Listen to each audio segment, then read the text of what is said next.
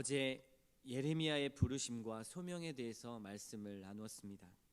그의 사명은 유다 백성을 향한 심판의 메시지를 전하는 것이었습니다. 비록 행복과 위로의 말씀이 아닌 심판의 메시지였지만 하나님께서 예레미야와 함께 일하시겠다고 그를 위로하셨습니다. 이제 예루살렘과 유다 백성을 향한 하나님의 심판이 임박했습니다. 끊임없이 하나님은 말씀하셨죠. 돌아오라, 돌아오라. 그리고 그것이 최종 메시지인 것처럼 말씀하셨지만 그들을 사랑하셨기 때문에 또다시 돌아오라, 또다시 기회를 주고 계속해서 이스라엘 백성들에게 촉구를 하십니다. 이제 예레미야는 베냐민 지파와 드고아에게 피난하라고 경고합니다. 재앙이 올 것이니, 그리고 큰 파멸이 올 것이니 피해라. 북방에서부터 그 재앙이 올 것인데 바벨론과 동맹한 그 왕들이 몰려와서 자기들의 군대를 이끌고 와서 밤낮 없이 너희를 공격할 것이다, 예루살렘을 칠 것이다 라고 말하고 있습니다. 예루살렘이 이 심판에서 벗어날 수 있는 길은 무엇이 있을까요? 8절의 말씀에 있습니다. 오직 하나님의 훈계를 듣고 돌이키는 길뿐입니다. 우리 잠언서에서도 나누었습니다. 아비의 훈계를 듣는 것, 지혜로운 길은, 그리고 생명의 길은 하나님 아버지의 말씀을 듣는 것입니다. 지금 예레미야는 그것을 말씀하고 있습니다. 혹여 하나님의 심판 가운데 살아남은 자들이 혹여라도 있을지라도 하나님은 그들까지도 모두 다 포로로 잡아갈 것이라고 9절에서 말씀하고 있습니다. 성경에서 하나님의 백성은 포도원 또는 포도나무로 비유되는 경우가 종종 있습니다. 그래서 예언서에 보면 포도원을 파괴한다라는 의미가 꽤나 많이 등장하고요, 굉장히 흔한 비유이기도 합니다. 여기서는, 오늘 말씀에서는 포도원의 농부가 직접 포도들을 떨어낼 것이다 라고 말씀하고 있는데요, 포도를 따듯이 그들이 이스라엘의 남은 자를 말갛게 주우리라 라는 표현을 쓰고 있습니다. 곧 농부가 포도 전부를 떨어내는, 하나도 남김없이 떨어내버리는 그런 강력한 하나님의 심판이 있을 것이다 라고 말씀하고 있습니다. 적군이 혹여라도 한 사람이라도 남아있는 자들이 있다면 샅샅이 뒤져서 모두 다 끌어갈 것이다 라는 강력한 비유의 표현입니다. 이러한 하나님의 심판의 말씀을 예레미야 선지자는 가감없이 전하도록 보냄을 받습니다. 아마 교회에서 주일마다 이런 메시지가 선포되는 교회가 있다면 아마도 대부분 그 교회에 가려 하지 않을 것입니다. 위로의 메시지, 어쩌면 나의 마음을 공감해주는 그러한 메시지, 나의 마음 깊은 곳에 있는 탐욕을 묵인해주고 합리화해줄 수 있는 그러한 교회를 찾아가려고 할 것입니다. 그것이 이 세상 마지막 때의 가치이죠. 유다 사람들도, 유다 백성들도 마찬가지였습니다. 예레미야는 하나님의 말씀을 그대로 전했지만 아무도 예레미야의 말에 반응하는 사람이 없었다고 기록합니다. 오히려 예레미야를 미워하고 증오하고 괴롭혔다고 말씀하고 있죠. 그 이유가 무엇입니까? 말씀을 듣는 귀가 할례받지 못했다라는 말씀이 있습니다. 10절 말씀입니다. 내가 누구에게 말하며 누구에게 경책하여 듣게 하였고, 보라, 그 귀가 할례를 받지 못하였으므로 듣지 못하는도다. 보라, 여호와의 말씀을 그들이 자신들에게 욕으로 여기고 이를 즐겨하지 아니하니. 여기서 귀가 할례받지 못했다라는 뜻이 무엇입니까? 쉽게 말하면 예레미야의 말에, 즉 하나님의 말씀에 귀를 기울이지 않는다라는 뜻입니다. 오히려 하나님의 말씀을 생명의 말씀으로 듣는 것이 아니라 욕으로 듣는다고 말하고 있고요, 그런 그들의 마음이 얼마나 완고한지를 표현해주는 그런 말씀입니다. 말씀의 귀가 열려지지 않으면 생명의 말씀조차도 저주로 받아들이고 오히려 욕으로 받아들인다는 것입니다. 오늘날 많은 사람들이, 많은 성도들이 하나님의 말씀을 말씀으로 받지 못하는 경우가 참 많이 있습니다. 절대적 진리를 본인이 상대화시켜서 자신의 기준과 생각으로 판단하고 하나님의 말씀을 바꾸는 것이죠. 아마도 오늘날 믿지 않는 사람들도 이러한 모습일 수 있습니다.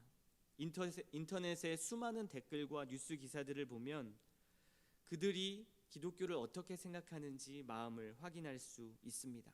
그들에게 아무리 복음을 전해도 그들의 귀는 할례받지 못했기에 들리지 않는 것입니다. 그런데요, 우리는 그런 모습들을 보면서 저들 정말 어리석다, 무지하다라고 말할 것만이 아니라, 그리고 비난할 것만이 아니라 먼저 우리 자신을 솔직하게 돌아보아야 합니다. 왜 그럴까요? 기독교인들, 그리스도인들이 정의와 공의를 말하면서 너무나 상식 없는 행동, 세상 사람들보다도 못한 도덕적인 모습들을 보일 때가 얼마나 많은지 모릅니다. 세상의 가장 작은 규칙 하나도 지키지 않으면서 어찌 수준 높은 하나님의 말씀을 지키느냐라는 그 비난을 그리스도인들이 받을 만한 것이죠. 식당에서는 먼저 새치기 하고, 운전하면서 먼저 욕하고, 차선 양보도 먼저 할 수 없고, 혹여라도 누가 끼어들면 너무나 그 분노에 차오르는 그 모습들을 보면서 오히려 더 불친절하고 공격적이면서 어찌 이웃을 사랑하고 원수를 사랑하겠느냐라는 세상 사람들의 비난을 우리는 그 말을 듣고 찔리지 않을 수가 없습니다. 한 가지 더 중요한 것은 믿는 자들의 마음입니다. 많은 그리스도인들이 하나님의 말씀을 읽고 들을 때 사실 하나님 앞에, 그리고 말씀 앞에 욕만 하지 않을 뿐이지 너무 자주 그 말씀에 귀를 기울이기 싫어한다는 것을 알 수 있습니다. 대놓고 하지 않죠. 나는 그렇게 하고 있지 않다고 생각하지만 실제로 내가 듣고 싶은 말씀과 순종하고 싶은 말씀, 그리고 순종을 할 수 있는 말씀만 가려내는 경우가 참 많이 있습니다. 죄를 말하거나 아니면 그 말씀이 헌신과 섬김을 요구하거나 아니면 희생을 말씀하실 때는 그것을 나에게 적용하지 않고 이 말씀은 누가 들어야 돼, 이 말씀은 저 사람이 들었으면 좋겠다 라는 식으로 받아들일 때가 많습니다. 마음을 닫아버리는 것이죠. 그 결과 교회는 점점 어떻게 되어갈까요? 전도와 선교의 이야기는 거의 나오지 않습니다. 다른 나라의 이야기인 것이죠. 왜냐하면 너무나 큰 희생과 섬김이 필요하기 때문입니다. 그리스도인으로 할 수 있는 헌신을 우리는 주일 예배 드리는 것으로 그렇게 한계선을 놓을 때가 많습니다. 주일 하루, 그날만 온전히 보내면 나머지 6일은 자유롭다고 생각하는 경우가 참 많습니다. 왜 많은 그리스도인들이 그렇게 생각하는 것일까요? 하나님이 자신의 영역, 자신의 삶의 영역을 침범한다고 생각하기 때문입니다. 자신이 만들어 놓은 평강의 길이 있지요. 이렇게 하면 나는 평강할 거야. 그 누구도 그것을 건드리는 것을 싫어합니다. 견디할 수 없지요. 이 기준과 틀의 경계를 넘으면 말씀이 들어오는 것, 그 모든 것이 귀를 막고 듣지 않습니다. 들으려 하지 않는 것이죠. 이와 같이 유다 백성들은 평강하다 말해주는 그 거짓 선지자들의 말을 듣고 자신들의 평강의 기준을 세워놓고 심판의 메시지는 전혀 듣지 않고 있는 것입니다. 오히려 평강하다, 너희 잘하고 있다라는 그 메시지에 환호하며 안심하고 있는 것이죠. 그들에게는 현재 자신들의 삶에 있어서 이렇게 힘든 삶을 내가 살아가고 있는데 교회 강단에서는 위로의 메시지만 전해줘도 모자라고 복과 장수의 메시지만을 던져도 모자를 판에 너희들은 심판받을 거야, 빨리 회개해, 그렇지 않으면 하나님께서 너희를 멸망시킬 거야 라는 그 말씀에 오히려 그 말씀을 저주와 비난으로 여겼던 것입니다. 자기 자식이 낭떠러지로 걸어가는 모습을 한번 상상해 보십시오. 부모는 무슨 수를 써서라도 그 길을 막아내려고 할 것입니다. 그런데 그 자식들은 눈이 멀어서 오히려 자기 자유를 방해한다고 죽음의 길로 가면서도 귀를 틀어막고 들으려 하지 않는 것입니다. 중요한 것은 이것이 몇몇 사람만의 문제가 아니라요. 11절 말씀을 한번 보십시오. 거리에 있는 아이들, 청년들, 남녀노소 모두가 그렇다라는 것입니다. 사회 전체가 타락해서 정의와 공의를 상실하고 하나님의 말씀을 잃어버린 그들의 모습을 보여주고 있습니다. 그러므로 하나님은 어떻게 하셨습니까? 분노하셨습니다. 12절 말씀이죠. 내가 그 땅 주민에게 내 손을 펼 것인즉 그들의 집과 밭과 아내가 타인의 소유로 이전되리라. 그들의 집과 밭과 아내가 타인의 것이 되는 그 비참함을 보게 될 것이다. 모든 것을 빼앗기는 것이나 다름없습니다. 모든 것을 가지려고 했지만 오히려 모든 것을 빼앗기게 되는 것이죠. 여기서 빼앗긴 집과 밭과 아내는 그들의 무서운 탐욕을 상징하는 것입니다. 유다 사람의 관심이 무엇일까요? 더 큰 집을 원했고요, 더 큰 땅을 원했습니다. 더 많은 땅을 소유하기를 원했습니다. 그들은 자신들의 탐욕을 채우기 위해서 의도적으로 말씀을 멀리한 자들이었습니다. 그것이 그들의 평강의 기준이었던 것이죠. 그래서 하나님께서는 그들이 꽉 쥐고 있는, 그리고 그들이 꼭 붙잡고 여기는 것들을 손가락을 하나씩 하나씩 풀어 가시면서 그것들을 타인에게, 즉 적군들에게, 그들을 심판할 적군들에게 넘겨주셨습니다. 이들의 타락이 얼마나 컸던지 백성들뿐만 아니라 이제는 선지자와 제사장들까지도 그 탐욕을 제어하지 못하는 현상이 나타났습니다. 바른 진리를 가르치고 하나님의 말씀을 전하는 자들조차도 깨어있지 못하고 탐욕을 부리며 거짓을 행했다라고 예레미야는 폭로하고 있습니다. 입만 열면 평강하다, 평강하다, 잘하고 있습니다, 잘하고 있습니다 라고 그렇게 백성들을 위로했지만 이것은 모두 거짓이었다라고 말합니다. 영적 지도자들이 왜 그들에게 그런 말을 했을까요? 바로 백성들이 그 말을 듣기 좋아했기 때문입니다. 오늘날로 말하면 성도들이 듣기 좋아하는 말을 목사가 선포하는 것이죠. 그 말만 선포하는 것입니다. 위로의 메시지가 나쁜 것이 아니죠. 말씀에서 그렇게 위로하고 있다면 위로해야 합니다. 그러나 정작 정말 중요한 임박한 그 심판의 메시지를 전하지 않고 그 말만 하는 것입니다. 그들에게 좋은 말을 해주고 자기들의 위치, 그 자리를 지켜갔던 것이죠. 원하는 것들을 누리기 위해서 그들에게 진리를 선포하지 않았습니다. 조금도 부끄러워하지 않고 신앙의 양심마저 모두 죽인 채 그렇게 자신들의 자리를 지킨 것이죠. 그래야만 안정된, 안락한, 고생하지 않는 그러한 자리로 지킬 수 있기 때문입니다. 그래서 하나님께서는 이들에게 노하셔서 15절에 그들을 다 거꾸러뜨려 버리시겠다라고 말씀합니다.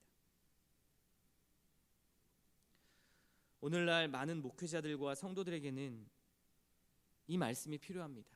특별히 성도들에게는 위로의 메시지가 반드시 필요합니다. 때로는 토닥이고 어루만지는 하나님의 말씀이 반드시 필요하죠. 상처난 마음이 치유되고 회복되는 것 너무나 중요합니다. 그렇지만 우리가 성경을 읽다 보면, 그리고 하나님 말씀을 보다 보면 나에게 위로가 되는 말씀보다는 때로는 내게 아픈 말씀들, 순종하기 힘겨운 말씀들이 더 많이 있는 것을 발견하게 됩니다. 눈물을 뽑아내야 하고 내면 깊숙이 올라오는 어떤 그 죄성과 싸우는 혈투, 그 혈투를 버려야만 겨우 순종할 수 있는 일도 참 많이 있습니다. 염증을 짜내고 골마 있는 부분을 도려내는 말씀들이 있죠. 때론 마취 없이 그렇게 절단해야 하는 아픔을 겪어내는 그런 말씀들도 선포될 때가 있습니다. 말씀 사역자는 이 말씀을 가감없이 선포해야 할 것입니다. 그래서 여러분들은, 그리고 성도 여러분들은 목회자들, 말씀 사역자들을 위해서 반드시 기도해 주셔야 합니다. 여러분에게 진리를 대언하는 자들의 입술과 그리고 생각, 하나님과의 관계를 책임져 달라고 여러분들은 기도하실 때마다 반드시 기도하셔야 합니다. 이것은 선택사항이 아니죠. 왜냐하면 여러분들에게 하나님의 말씀을 대언하기 때문입니다. 말씀 사역자들이 듣는 이들의 눈치를 보고 말씀이 가려지는 순간 하나님의 영광은 사라지고요, 진리의 말씀은 가려지기 때문입니다. 여러분들의 눈치를 보며 평강하다 평강하다 이 말씀을 전하는 것, 예레미야 선지자는 이것을 지금 지적하고 있습니다. 또한 말씀을 듣는 여러분 자신을 위해서 날마다 간구하십시오.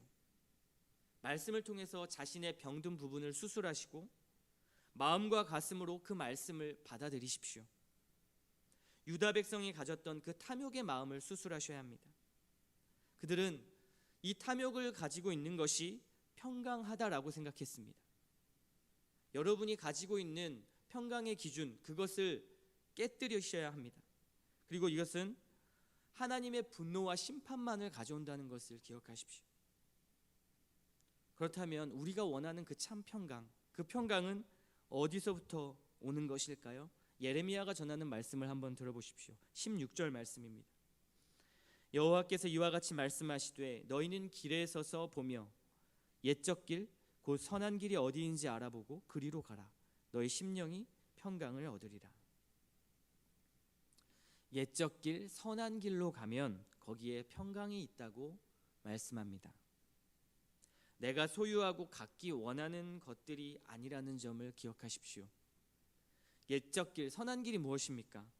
바로 모세가 전했던, 그리고 많은 선지자들이 전했던 그 초심의 길, 하나님과의 관계의 길, 사랑의 길을 말하고 있는 것입니다.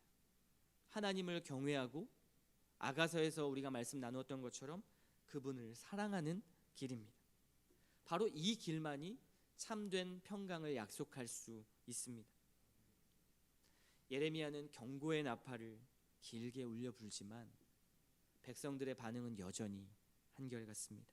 16절과 17절에 그들의 대답이 있지요. 우리는 그리로 가지 않겠노라. 우리는 하나님의 말씀을 듣지 않겠노라. 그러므로 하나님은 그들의 가식적이고 형식적으로 드리는 제사를 받지 않으시겠다고 말씀합니다. 20절 말씀 보십시오. 나는 그들의 번제를 받지 아니하며 그들의 희생 제물을 달게 여기지 않노라. 겉으로는 하나님을 믿는 백성처럼 살지만 속으로는 탐욕으로 가득 찬 그들의 예배를 받지 않으시겠다는 것입니다. 말씀을 가려서 받고 공의와 정의, 진리를 위해서는 살지 않는 그들의 모순적인 모습을 하나님께서는 판단하시겠다. 나는 그들의 예배를 받지 않겠다라고 말씀합니다. 그래서 로마서 8장 6절에는 말씀하죠. 육신의 생각은 사망이다. 육신의 생각으로 가득 찬 그들의 예배를 하나님께서는 받지 않으시겠다고 말씀합니다. 저는 오늘 본문이 마치 오늘 우리가 살아가는 시대의 교회상을 보여주는 듯하고요, 저의 모습을 보는 듯하고요, 그리고 많은 교회 안의 성도들의 모습을 대변하는 것 같아서 마음이 굉장히 무거웠습니다.